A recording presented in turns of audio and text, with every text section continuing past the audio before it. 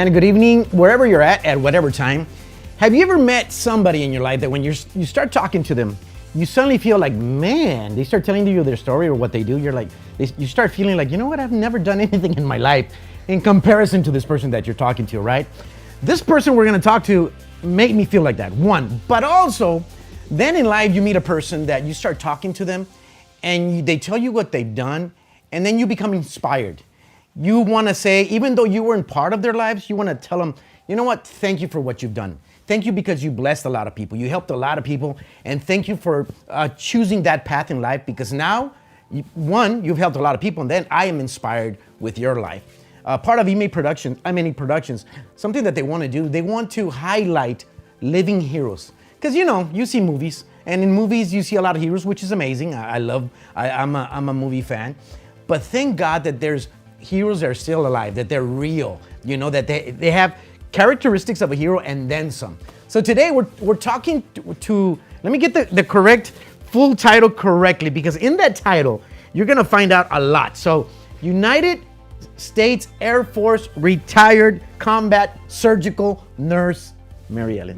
Major. I missed that. Major Mary Ellen, welcome. Well, thank you. How are you doing? Just fine. I said you're retired, Major.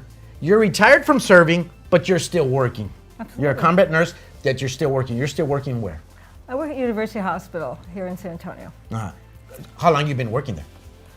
A little over 6 years. 6 years. Mm-hmm. 6 years. So for those people that never served, don't know anything about the Army, Marines, Air Force, what does it mean that you became a major? How does somebody become a major? First, for those that don't know, they just hear it as a title. How do you get to be a major? Well, in the nurse corps, we all started out as a second lieutenant. I was lucky that I had been a surgical nurse at Hartford Hospital in Hartford, Connecticut.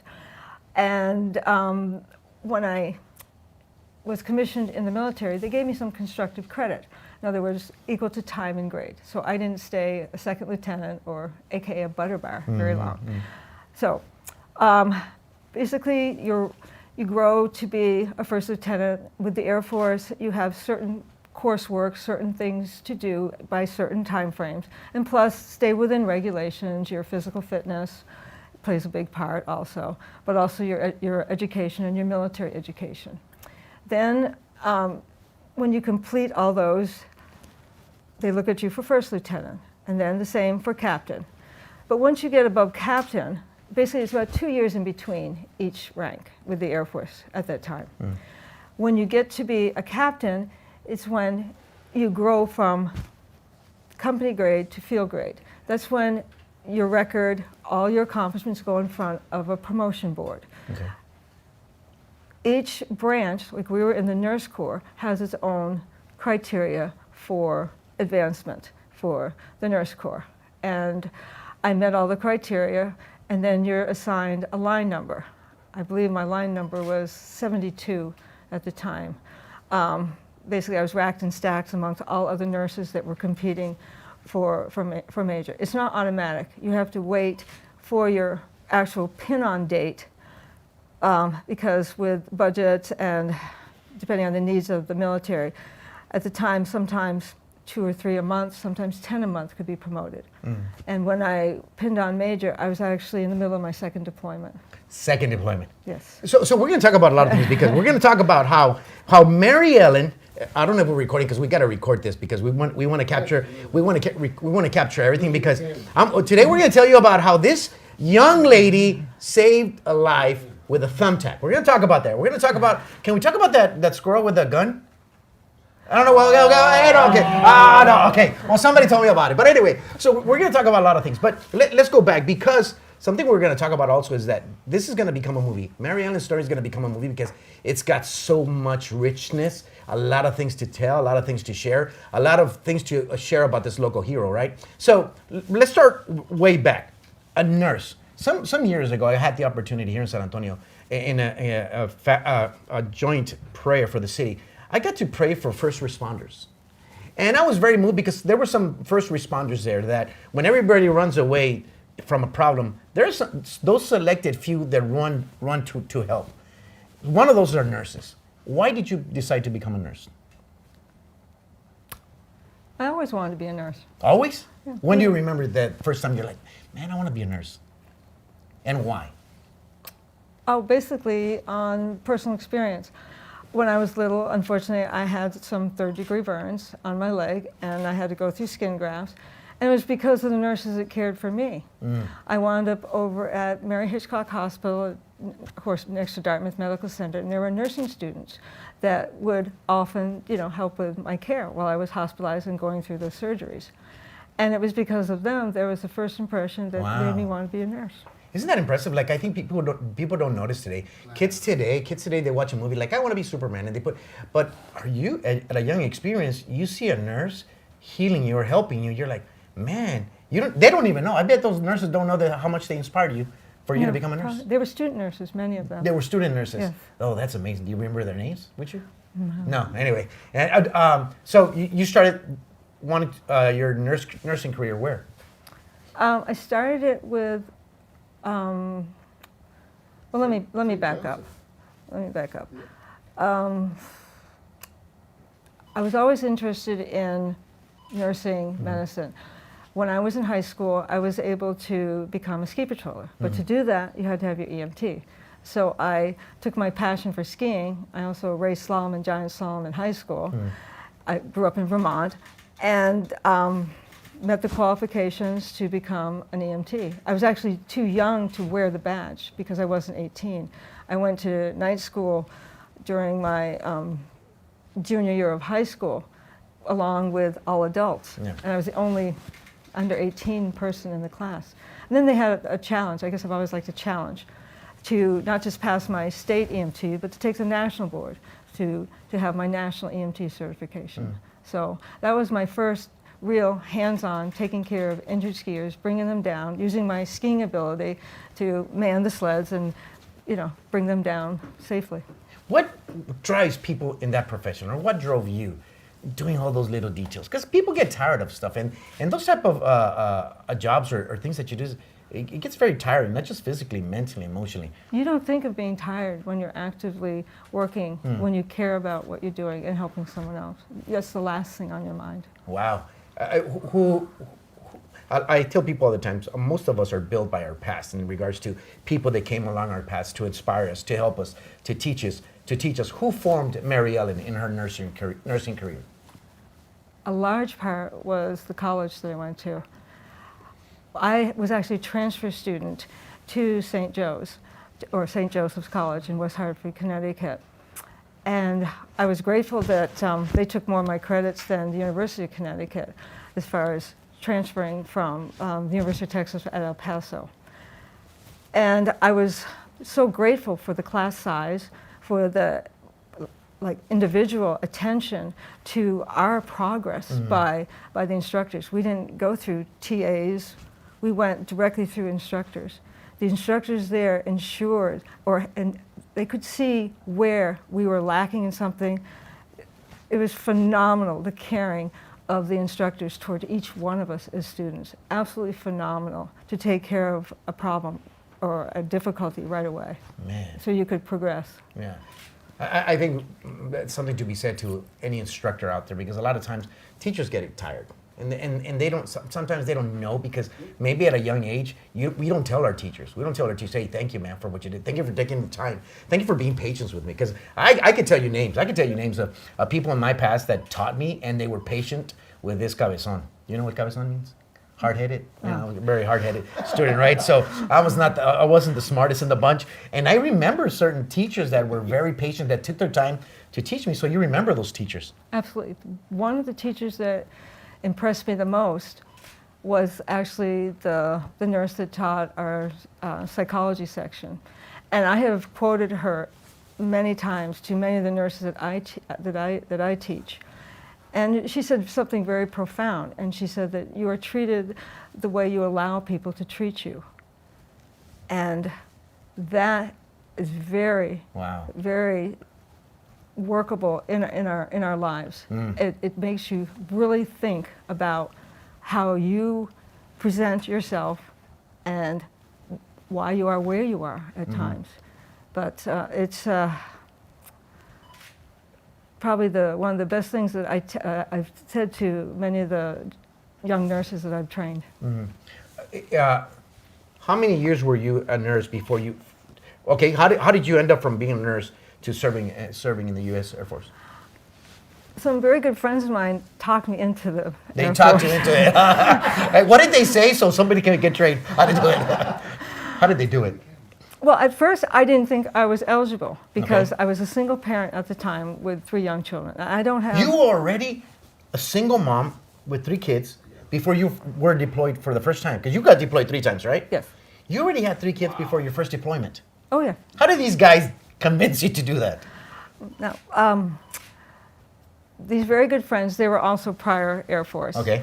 And they saw me working at Hartford Hospital, and they told me that I could do so much more with the military. And the reason why I thought I was ineligible for the military because of being a single parent. Okay. Because if I had to deploy or go anywhere, you needed someone to care for your children. And they said, we'll sign. And they actually talked me into it. And they were always there when I needed them. Wow. Sometimes friends are better than family. Yes, some of them out there. Yeah. Let me ask you a question. You deployed, you had 3 kids. What were their ages when you deployed for the first time? The first time, my daughter was in middle school, and my 2 boys were in high school. I had just been relocated from California, from Travis Air Force Base to San Antonio. And my boys were both a freshman and a sophomore in high school. So you were deployed to where? Balad, Iraq. Iraq. Basically Saddam's old air base. My goodness. How do you tell your kids that you took that decision? How do you tell them? They knew the military lifestyle before then, because I'd been in probably a good, let me think, 4 and 4, about 7 or 8 years. So they knew the demands of the military. Yeah. They understood growing up in that environment. And a lot of preparation went into it for handing over all the family finances to my son in high school. I trusted him more than anybody else to handle Wow. it. And he did a perfect job. He matured so fast, I bet. Absolutely, absolutely. How long was your first deployment? From, let's see, 04, 05, September through January of 2004, 2005. Yeah. Yeah, because when we first went, I was with the first group that was chosen. They handpicked many of us because they thought we could think outside the box and remotely get along. Yeah, remotely get along. Wow. I think that was an afterthought, Yeah. but we did. Yeah. It's not just what I did, and it's the teamwork. We were very functional as a team. We could communicate very well with each other. And everybody thinks of the Air Force being a little lax, as for example, we were on a first name basis, which the Army didn't Got it. didn't really understand. That was disrespectful. Yeah. But Did you feel that it was necessary to develop that bond in conversation? oh yes, for any team, for teamwork to be totally effective, you have to be able to communicate and help each other through highs and lows. Yeah. It's very, very essential. So you were. One of my cousins served, and one of the questions that I would always ask him is, tell me something that the average citizen doesn't know. I would always ask my cousin, several people that served, tell me something that the average citizen doesn't know about war, about serving. You know. So you were a surgical combat nurse. What do people don't know about that particular thing that you were doing over there? Oh well, we handled the worst of the worst. Casualties that have hardly ever been seen stateside. During the war, it was mostly explosive injuries, and mostly extremities, because we had bulletproof vests. My vest weighed 35 pounds. Well, and this is how you were working with the vest on. Only during attacks.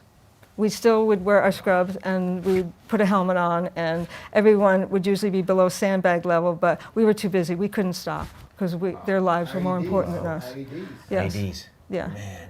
Improvised explosive devices, IEDs. Wow. So Or VBDs, vehicle-borne explosive devices.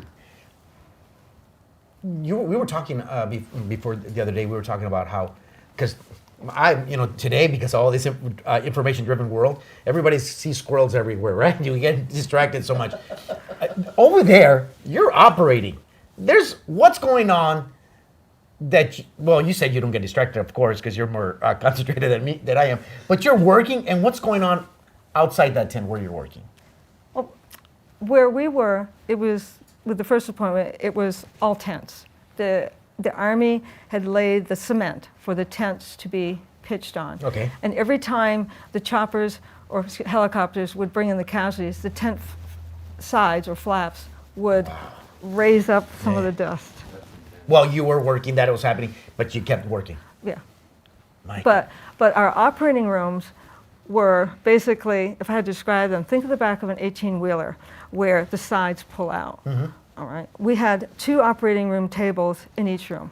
We were so tight for space that the team from one side, their backs could hit the teams of the other table. It was so condensed, the area where we were working for 2 patients. And at first we started out with 2 of those containers, which basically fit in the bellies of a C-130. And they bring them to us with cranes. And then we got a 3rd one, so that by the time we were there through the Battle of Fallujah, which we did, first of all, our team consisted of 8 nurses, 8 surgical nurses, 8 anesthesia providers, of which 2 were anesthesiologists and 2 were nurse anesthetists. And then we had 14 to 16. We pulled up 2 from clinic areas to help in the surgical technicians. But our world just didn't encompass just surgery. We enlisted volunteers from within the base that were more than willing to help us to sterilize the instruments. It took 4 hours to sterilize an instrument set. 4 hours? 4 hours. So we were very mindful of our equipment. No running water. No running water, that's true. No. In the beginning, to keep the sterilizers going, it would be a job for a person all day to just keep filling up our field sterilizers. We had about 6 or 8 in the beginning, then we kept getting more. And then, this is how the military works together. From the fire, for the people from the fight line, for the fire hose, we got the bladder, or the inside of a C-130 that's used to usually store fuel. They laid a pad of cement for us. In that bladder, we filled it up with water, and the firemen donated the hoses so someone could use the hoses. Wow. So ingenuity was everywhere. Everybody has a talent other than the job that you do, and all that is recognized when you're deployed. Wow. All your hidden talents. Yeah. Let me ask you this.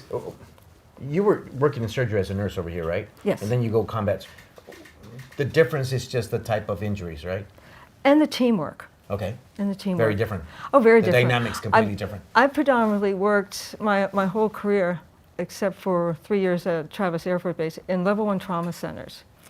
So I've always been in more or less teaching institutions where you have residents, you have students everywhere, where some things take a little longer because of that environment. Yeah. And being deployed the first time, we did not have computers, we did not have phones, we did not have, running water. Yeah. We did not have all those luxuries. Yeah. But we were able to work very hard, very fast, the way we could communicate with each other. And we just took it for granted if we didn't have something. Nobody complained. Yeah, yeah. Our supply sergeant would put on, at first on paper, then we got dry erase board, we're moving up, all the things that we did not have that day or night. And you just looked at it, all right, make do. Yeah.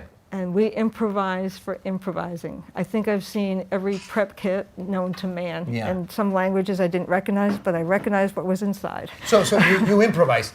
And this the first deployment is where you saved the life with the thumbtack? Was it the first deployment, second or third? Oh, the first one. The first one, okay. So you improvised because, of course, the limited supplies, you have to improvise because of the situation. Tell me about saving that life with a thumbtack. I was actually looking for a hemorrhage occluder, which when we were setting up, unpacking all these pallets, I found 2.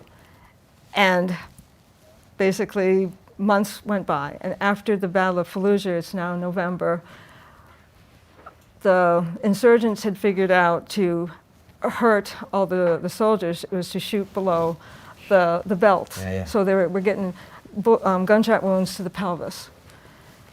So the Army base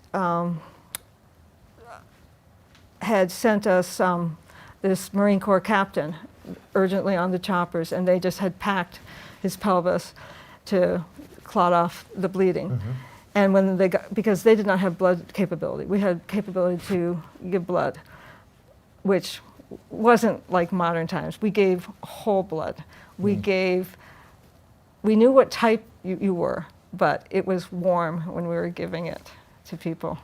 Explain and you to could me that. see, Explain that. because Explain that you were giving warm blood. that's Explain that to me. not much really, you know, raises the hair on my arms, but just holding that warm blood and seeing the donor sometime was like, hi, okay. It was. So it was instant transfer. Yes. Of blood. Yes, whenever we were getting mass casualties, the intercom would announce, and everybody knew what blood you had on your dog tag, to go to the hospital. And they would give blood. My goodness. The only people they didn't tap on base were us, the surgical team, because we were too busy working. Yeah. And I never. They couldn't stop you. They couldn't. Yeah. No break. Yeah, we realized that afterwards, that we're the only. But with that thumbtack, when we got this case, the general surgeon said to me, Mary Ellen, go get the hemorrhage occluder. And I just totally was paralyzed, because I'm thinking, I haven't seen it in months. Supplies have been reorganized 80 times over. I have Somebody no moved my stuff. idea. And he's just yelling at me, go, go.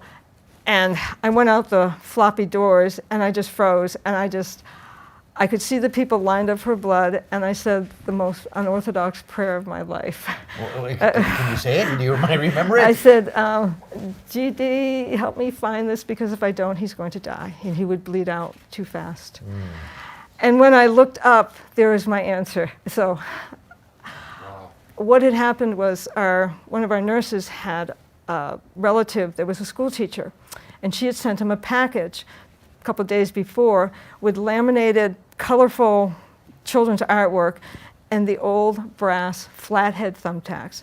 And that thumbtack was similar to what is on the end of a hemorrhage occluder. It just didn't have the wand to dispense it. And when I saw that, I ran to his desk. He was basically in charge of all of us nurses by default. But I ransacked, I found the extra thumbtacks, brought them back, took a sterile cup, sloshed some isopropyl alcohol into it just to sterilize them, and I said to the technician, give it to him, take a hemostat, give it to him. And the surgeon looked at it and just went to work.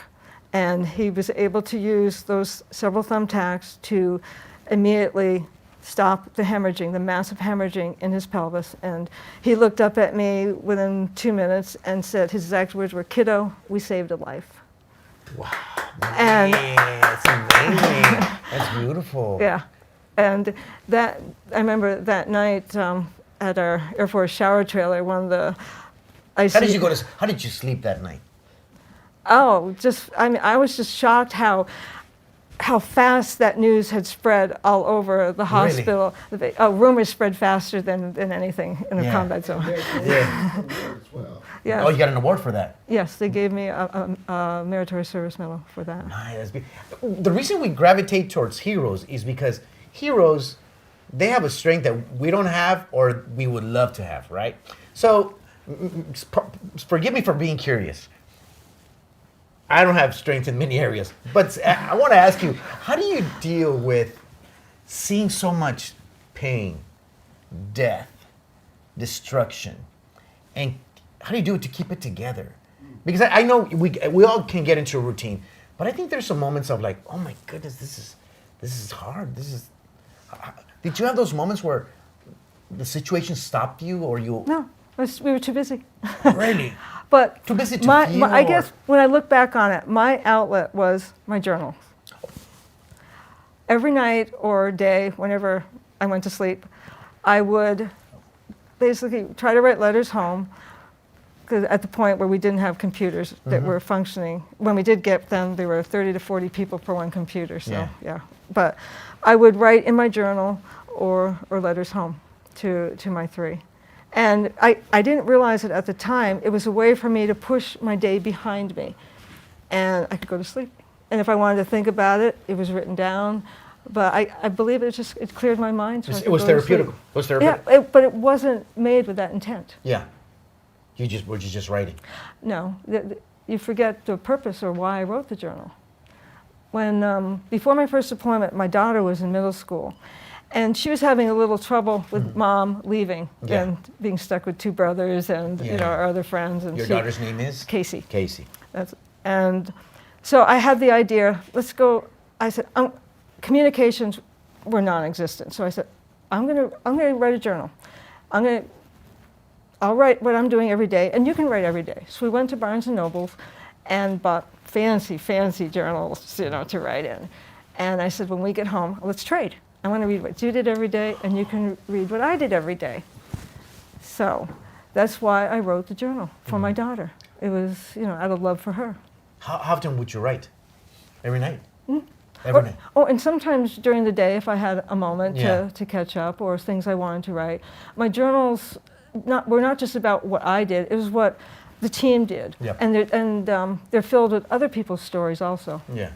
And I ran out of journal space. I filled up the entire That's first what I was going to one. ask you, how, because that was from your first deployment, Right. and you kept writing through second and third deployment. Mm-hmm. Yes, because, my first deployment, I had to write home, and I said, send me another journal. There isn't the Walmart on the corner to buy note paper or anything.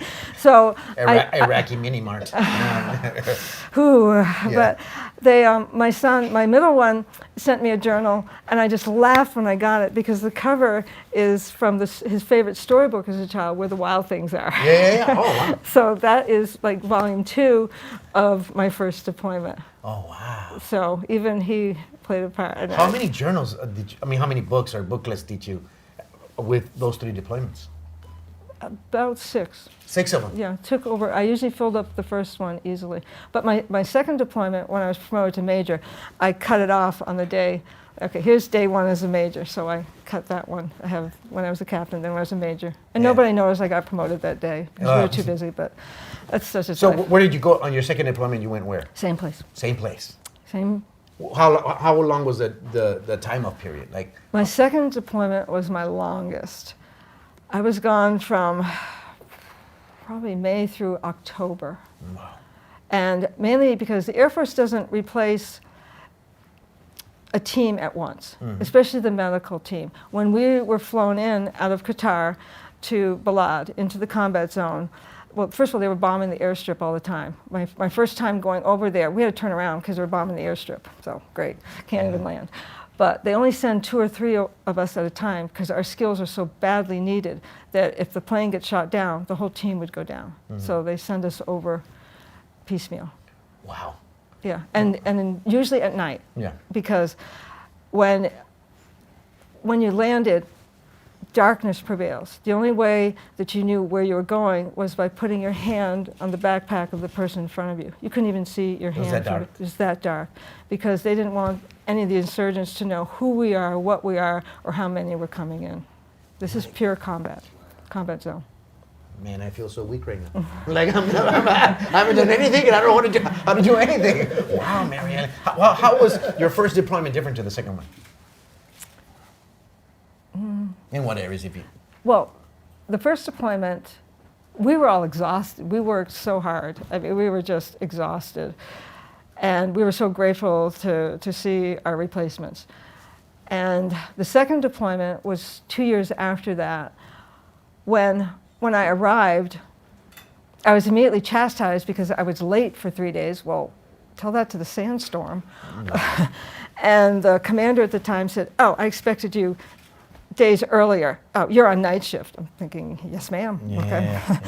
And it was very difficult. We had a commander that had her own personal agenda that totally destroyed the morale of the team. I was grateful to be on nights instead of the day shift with her. So you had a commander that was destroyed the morale of the team.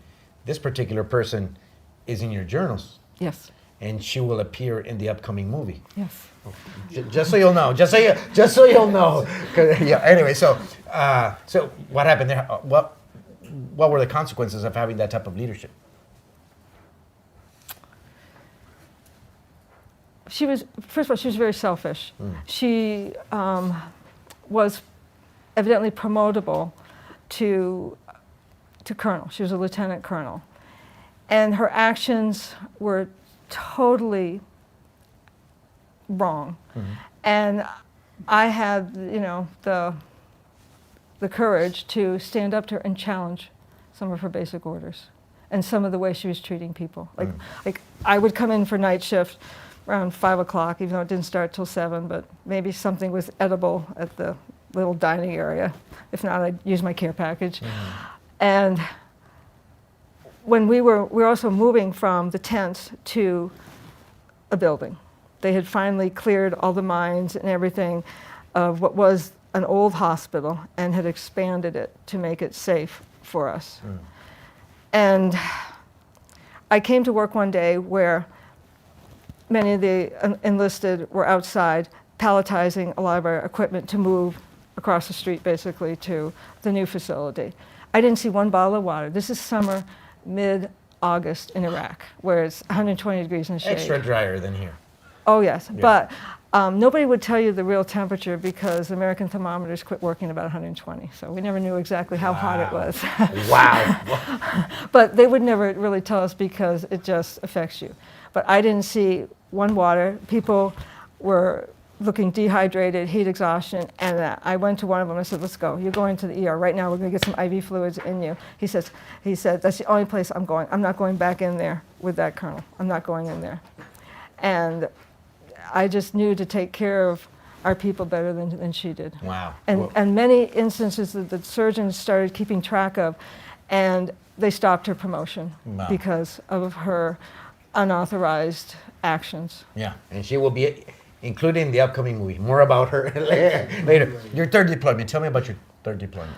Oh, I was actually commander of the operating room. I went from being just one of the nurses to actually in charge of the entire operating room group. Wow. I was in charge of the anesthesiologists and all the surgical tech. And, well, I wasn't going to be in charge of the surgeons because they sometimes have their own agenda and tend to not follow the rules. And I told one of the surgeons who I happened to have deployed with my first deployment, I said, I'll be in charge of everybody else, but you be in charge of the surgeons. And he said, that's a deal. So, but I am not taking the heat for their craziness. Yeah. They can be pretty crazy sometimes. So you went to the same place, your third deployment? Right. Even though this one other major at the time had more rank than me, everybody thought she was going to be, the surgeons told me, no, you're going to be our commander. We already told the hospital commander, you're going to be our commander. Wow. And I was like, really? And then one of the other nurses pulled me aside and said, do you want to spend the next 6 months taking orders from her? And I was like, oh, that just hit me hard. I was like, it was a long flight. Okay, I wasn't thinking well. Okay, so, but when he put it in that perspective, I was like, made you think. Oh, okay, I got it. Let me think it through, Yes, that was one of the. How long was your third deployment? About five and a half months. 5.5 months. Tell me about you coming back home. You were telling me that when you came home, you went where? Oh, the craziest thing. You didn't go home to rest after all this sun, after all the chaos, after all the hard moments. You didn't go home to your bed. What happened when you got home? I believe it was my second deployment where my 3 kids, all now in high school, decided it was the opening night of one of the new Harry Potter movies. So I went directly from the airport to the midnight showing of a Harry Potter movie. And in the back of my mind... Did it help? Well, they thought because I was 7 hours off, I would be fine with the time change. They were very considerate, very considerate. In the meantime, I'm wondering what's going on at home that they need time to cover up. So I was thinking. But we went to the Harry Potter show. You went to see a movie right after you came back? Yes. Wow. Yes, they just threw me back into the movies. Okay, can we talk about that squirrel? Oh, the picture? Yeah. That was. Can we talk about it? About Jim? Jim, you just said it.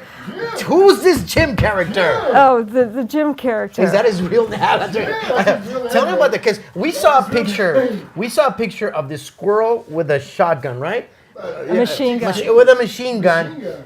But that was a gift.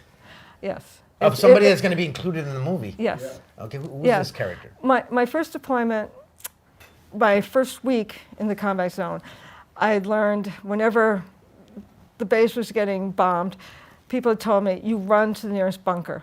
Well, the first time I went to a bunker, I was in there for hours. I didn't have my backpack with me. I didn't have water with me. I learned real fast, like this, no. And I learned you try to go inside somewhere. At least there's remote air conditioning or shade. And you don't have to worry about scorpions and anything eating you. So I was finding my way to the gym tent, and alarms went off. So I decided I'm going inside. So massive people, like bottleneck traffic, going inside of this tent. And I was shoved, and then instead of a normal walkway, they used pallets over the loose gravel. Well, I got shoved, and my boot got caught in between the slats of the pallet. And I thought I was going to be trampled. I mean, people were just shoving me. I couldn't get my boot out. And all I know is somebody grabbed me, put his hand down to my leg, and picked me up like a sack of potatoes, basically. And when we got inside, put me down on the side, and all I could see was arm muscles. All I could see was muscles. Oh, and thank God for that boot getting stuck. And we're both sitting down, basically our knees to our chest, and I said, well, thank you. And he said, you're welcome. And he said, I'm Jim. And I said, oh, I'm Mary Ellen. And conversation. Did you have that smile when you said, well, thank you? Well, yeah. I mean, okay. I couldn't believe how I was like paper for him to pick up. And that's where it began. And I would see him off and on during the rotation. I found out he was a Marine Corps Lieutenant Colonel.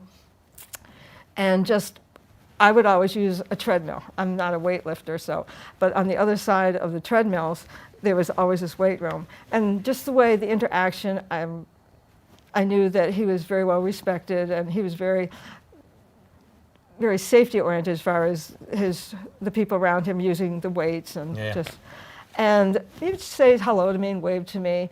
And one of our conversations was, he asked me, did you ever want to kill anything? I was like, wow. Well, and I said, back home, there was this squirrel that on my deck outside, my bedroom window, the squirrel would just go on the deck and then with its feet just make a lot of noise, the clacking of his feet, and always wake me up. And it's always when I wanted to sleep. And every time I'd finally wake up, I think we were staring at each other. The squirrel was always taunting me. And I said, yes, there's a squirrel back home that always wakes me up.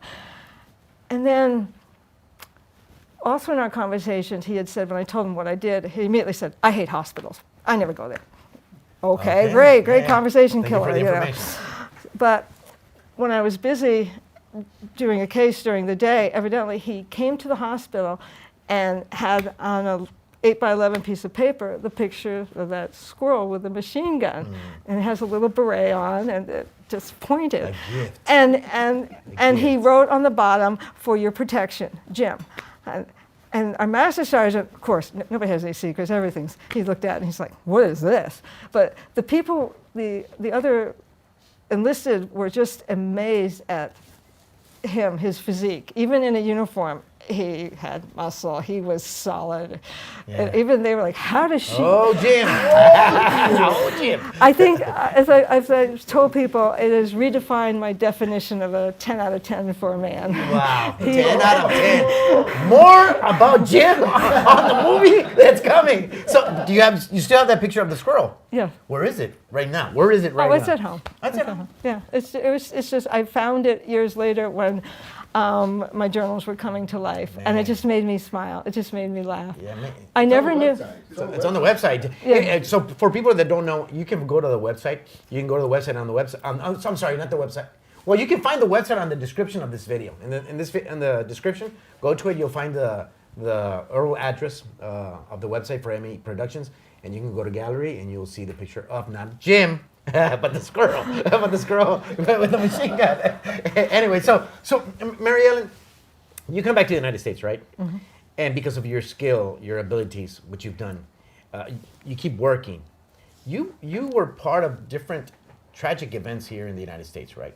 Oh yeah. Yeah, you got the opportunity to be a blessing and help out. Which events did you Well, here in San Antonio, the church shooting. The Sutherland. Yes, the At Sutherland First Springs Baptist shooting. Church, yeah. Yes.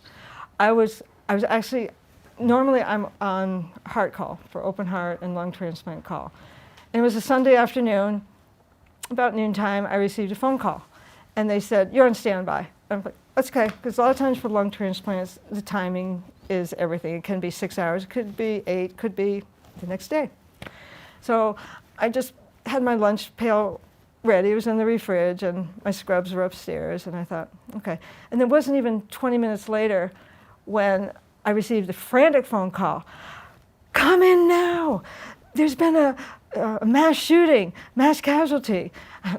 Oh my gosh, normally I change into scrubs when I'm called in. Mm-hmm. I just grabbed my lunch pail, my purse with my hospital ID, and just flew into my car. And I was flipping around radio stations to say, there's got to be something on the news. What's going on? What's going on? There's this mass shooting, because news travels fast. And of course, can look on my phone and drive. So I was calling, and my oldest son happened to pick up the phone. And I said, I'm being called in. What's going on? Can you look? Can you tell me something? And he didn't know anything. And then the closer I got to the hospital, helicopters, ambulances, people, all of us were flying into the parking garage. And it wasn't until I was running in with everybody else that I had heard the word, the church shooting. Yeah. And then I quickly changed in the OR. I always kept an extra pair of scrubs in my locker, so I had to throw my purse in there and get scrubs on fast. And when I opened the doors to the main OR, because no one was there to tell me where to go, but I think I knew what to do. I know I knew what to do. Yeah.